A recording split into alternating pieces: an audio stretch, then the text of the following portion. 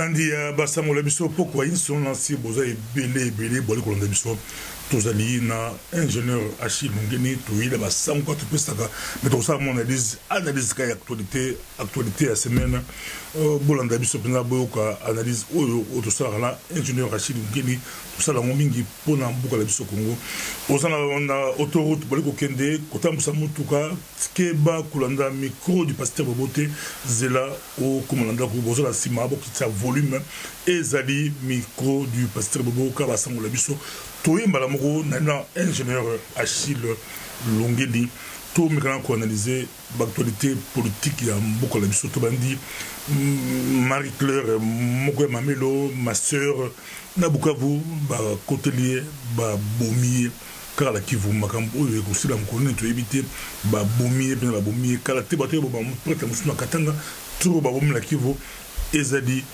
ko sala pasi na basango la biso tomoli na rassemblement na niveau ya Congo Kinshasa bali ko senga bakutona na Tshisekedi bakutona Kabila bon oyebi na banda ke tozalaki bato ya liboso oyo tosengaki raconte wana na chaîne na bino ya Top Congo je crois que tolobaki yango il y a cela 2 semaines. Pourquoi raconte wana? Parce que na kati ya raconte wana comme boyebi ko banda crise ya élection titi koyo izana batu mibali Etienne Tshisekedi azali na oyo toza ko benga na la légitimité populaire. Joseph Kabila azana la légitimité légale parce que yé pour étaquer ce serment na yé liboso ya Cour suprême de justice et de constitution lobby mais ce que tout le monde nyonso c'est Tshisekedi nda votaka eloko ya liboso ya ngwana eloko ya mibali bato mibalo bazana 2 familles regroupement ya 2 familles à minene ezali Kabila avec AMP et Tshisekedi avec le rassemblement sur le plan historique Etienne Tshisekedi na mboko oyo mutu moko te oyo akoko kokoteste kolobake non azamuta sacrifié vie na ye mobiba pona mboko oyo mais aussi sur le plan historique et légal Joseph Kabila azali président ya mboko oyo ti tango tokokoma le 19 décembre donc mutu moko akokwa contesté kokutana na non ezate ka rassemblement baza koboya kaka nyonso oyeba rassemblement baza na mandat ya peuple ndenge boza bolie biso politique eza neti je atam tango na kopesa o pio yo kokanisa neti obobingai ali kokuta kaka na sila kote na dam donc eloko oyo il faut boyeba eke bakokutana Joseph Kabila nde azali na protocole Joseph Kabila nde aza na l'État Joseph Kabila nde aza muto oyo constitution za kolobaka aza garant c'est-à-dire oyo balobaka par exemple na lopoto la dignité des fonctions dignité à fonction à l'état kosenga ye que à partir du moment où tu es maître basoué wana il y a problème il y a faiblesse il y a problème il y a bon sens tout le monde tout le monde bolenga nkoi olandi pe yango est-ce que ça tout le bani tout le paradoxal tout le monde opposition biso tout le bani côté bali ko senga carton rouge ainsi pe tout le monde bo senga carton rouge bilemo bo senga c'est beaucoup talent boté la data mon que beaucoup mal le 19 bo senga beaucoup talent bo solo là mais là beaucoup talent bo solo là mon toi la pouvoir la force à go dribbler bino susu ninga dribbler qui bino na ba dialogue to mata tokita dialogue c'est un peu dribble la dribble bagi dribble na dialogue ba surtout qui ba kamere nde ba bimisi mutu bango bazaki de bande de dialogue ba sengi 2 dialogue simité bali ko senga sikoyo bali ko senga raconte ya Tshisekedi na Kabila moto pesa bon crédit raconte ya Tshisekedi na Kabila et beaucoup de est-ce que vous allez obtenir bis et vous allez raconter Kabila Laurent Désiré Kabila Mobutu t'as beaucoup on a la monnaie pouvoir ça sera comment mais rapport de force dans un ingénieur Achille Mungeni dans site trop développé en gros les amoureux va demander au Singama rassemblement toi ne même pas au long koi bon ba singi ba kutana moi question Kabila avec qui azali tout près abisouki Tshisekedi abengi akoyamba téléphone nansi moi pression à niveau la mindele ba tcheki Kabila pression à répondre à que hier après ayamba coup de fil il y a Etienne Tshisekedi ou Amourouma mais tout wana et ce qui est encore grave tout ça se fait avant le 19 décembre 2016 oyo ba troupe union sociale ba troupe démocratique ils ont une qui était ba charte mais ba bataille démocratique ba marche ba nini tout et ba carton rouge ba bataille qu'on s'est préparé ba tout ba manifester belé pour Kabila kima mais ba ngomoko ba ko désamorcer bombe la bango force d'abord les peuples ba ko désamorcer ngo peuple enfant zela ba ko to lande comment la bi Kabila tam sa aussi na bango ba ko to langa le 18 décembre pour balader sa peuple pongi on a mis balé tout qui bango on a mis ça tout dans toute l'ingénieur la Chine tout le monde ba États-Unis d'Amérique tout le monde ba les États-Unis d'Amérique Tom Perriello ça dit quoi devant Congrès américain et des gars qui battent Tom Perriello a défendre qu'il faut balé que sa force pas 5 ans à favoriser une négociation ba négocier pour ça pour être risqué à Mobulo la Congo Bakassi risque à Mobulo Bakassi ba haute bonne pression 5 ans rassemblement la majorité ba co-diriger transition de baluka ba bilo moza katulan kandrio lobaka na stopation na impérative actualité ba rassemblement ba zobanga bakota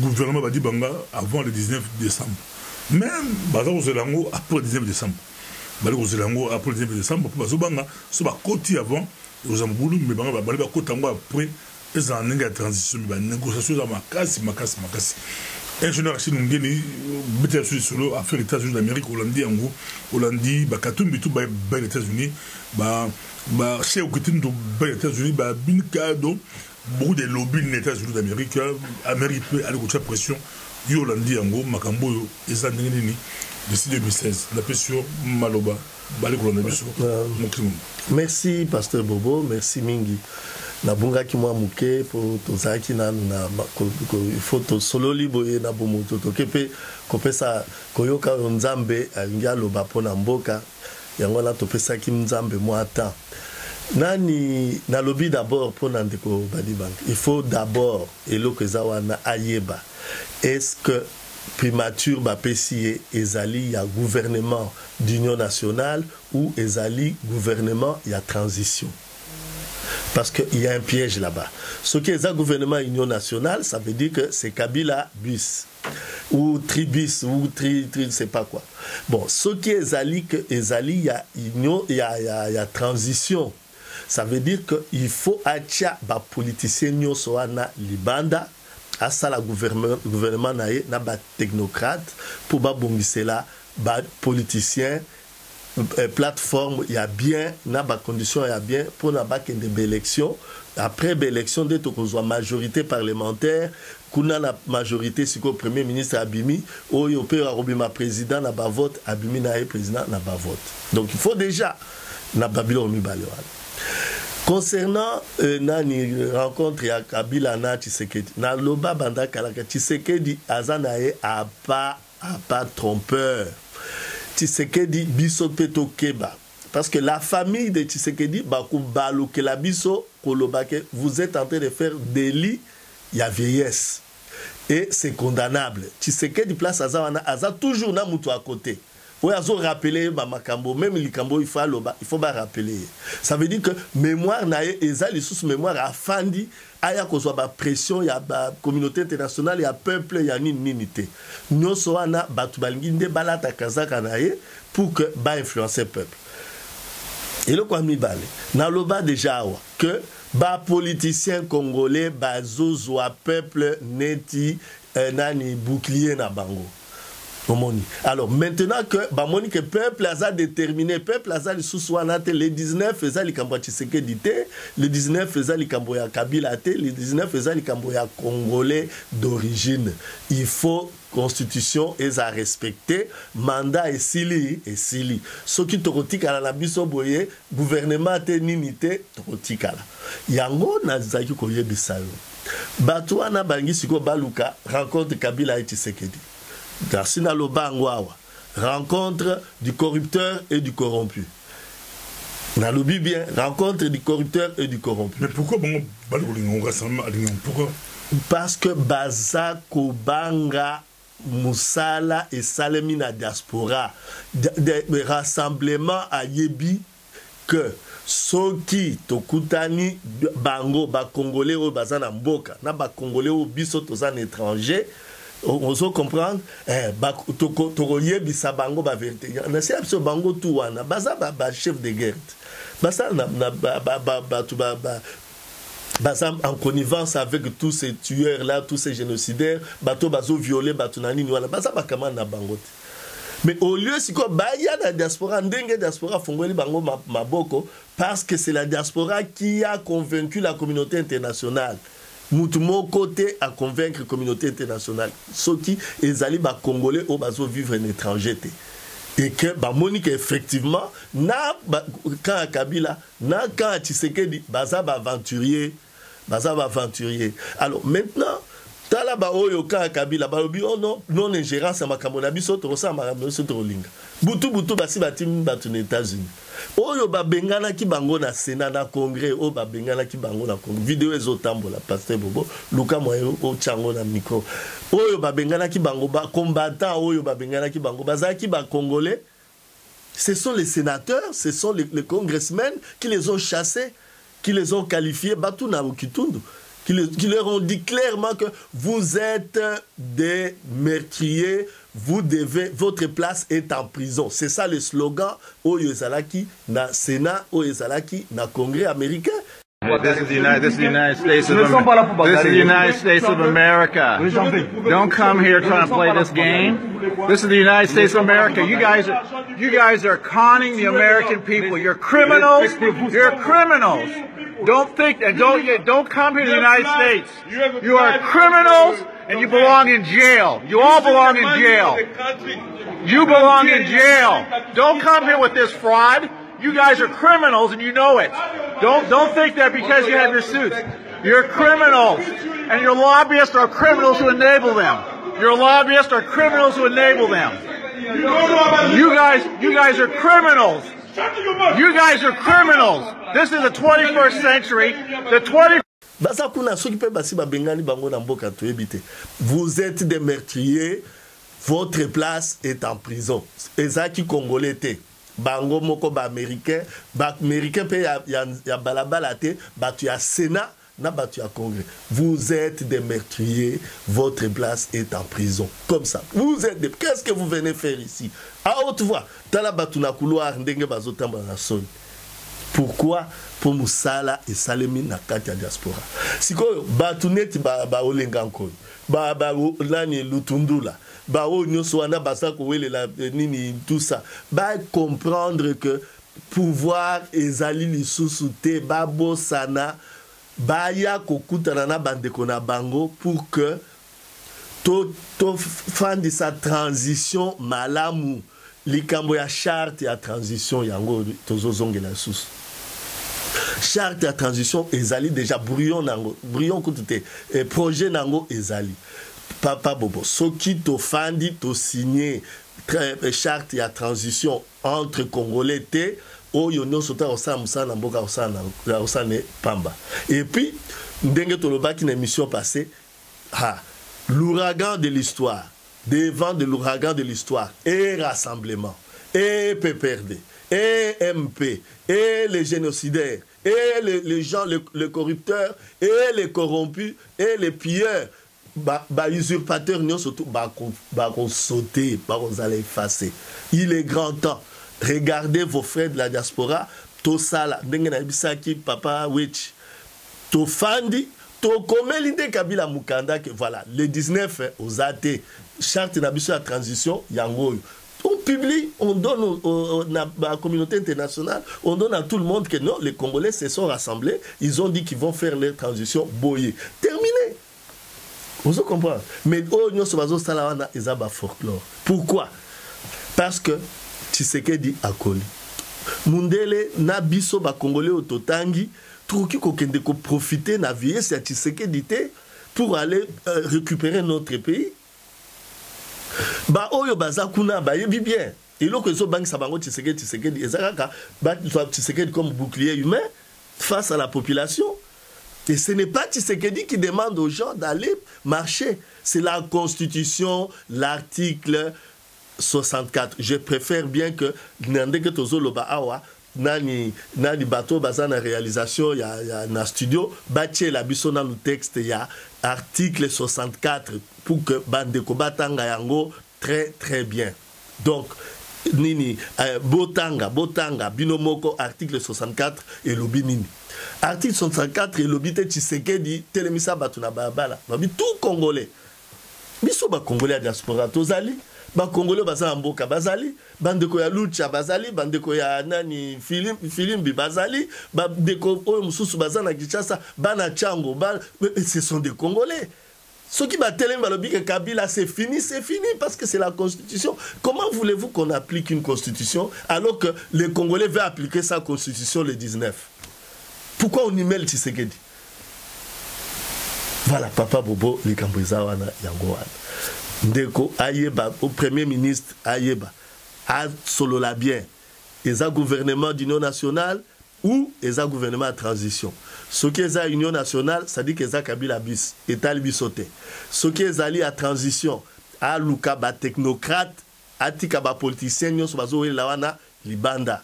Ba technocrate, ba sa musala, pour ba bongisa, ba plateforme et ba élection, ba sa ba réforme où il faut pour que tokendena na élection, pour que ba politicien bayal sikoyo pour na bango basala ou sala na ba majorité na bango ceux qui majorité ko baluka ceux qui ozanenge ni et Rosalem un journaliste ba balandi ba okio mi lobi ba chef ko ni ba ki lumbe disait na par les Américains eux-mêmes ba bato ba lobaki la bonté ba on la stelle ba pese ba malobate ba lobaki te ba peut-être ba ngi ba lobaki te ba za ko assister ba lobaki za ton période non l'autre tombe.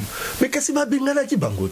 Baboy, papa, vidéo est filmé par le sénateur Ouana que vous êtes des meurtriers, votre place est en prison. Des sénateurs, ce n'est pas un Congolais. Non, le Kouta. Ezali sénateur. Mbote papa Gino. Ezali papa Bobo, oza sénateur. Ceux qui peuvent l'andi vidéo en bien, maman moko asayi koleka. Azo yebisa bango abime. Bino poza ba sénateur ndenge ni bozo rolo la batu ya batu. Et puis aloba kango na ndenge ya kotiola. En fait ndenge ya koseka pe batu wana. Tala na couloir ndenge bazo tambola na ba dossier, ba ke gauche, balandi bango, ba ke droite, balandi bango. Omoni makambo c'est baby. Kabila a pensi bamboa. Bon tout le monde bamboa batu na yebake ko sa défense na ye.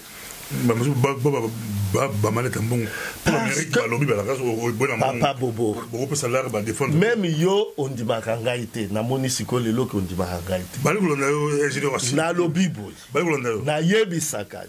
Na micro ya pasteur Bobo. Kabila connaît exactement quelle est la position des autres. Connaissait déjà depuis 2013 quelle est la position des autres. Concernant des autres non, de la communauté internationale et de la diaspora congolaise, pour ne pas dire la position des Congolais. Parce que Yangonde et Keisiko Namboka, au milieu, il y a Bandeko O Bazakuna. Omoni. Nani ndeko honoré Ngwanda alobakango, mais alobakango na ndenge na ye. Mais Batunde Bayo Kakate. Pourquoi Nani Kabila, au lieu d'aller au Parlement, aller traiter avec les parlementaires ou les sénateurs, il vient prendre Tshisekedi et ses enfants pour aller parler à côté, signer des auto-signats qui, comment on appelle ça? Préaccord. À quoi ça sert? L'UDPS n'est pas la République démocratique du Congo. Tu vois? Alors, il sait. Maintenant, il envoie ces gens-là parce que, au Moni Ndengezali, les loyaux sont qui a kebato à la commandant. Et le bango bazobo sanake biso côté de la diaspora tozo zwa bango kaka ke bazali ba congolais d'origine chez Kitundu aza congolais nani congolais d'origine parce que moi afia jezawana ya ki congolais nani mende aza congolais d'origine oyo nani atundu aza congolais d'origine baza ba congolais d'origine bango nde toza koloba ke rassemblement kombo yo batu ya UDPS na bato bazo elela ba pouvoir. Ce n'est pas ce rassemblement-là qu'il nous faut. Le rassemblement qu'il nous faut, c'est ces Congolais d'origine-là. Omoni. Nani, 100 partis politiques. Oh, biso toza bato MP, bino boza bato opposition. Et ceux qui wana. Non! Non!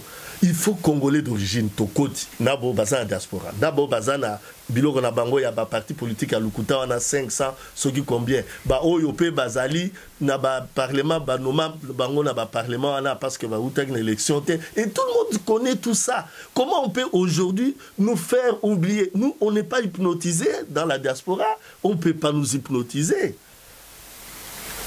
Maintenant, Bazotinda Batu, pourquoi? C'est pour croyant que Batouba y a habité. Vous comprenez? Kabila sait très bien.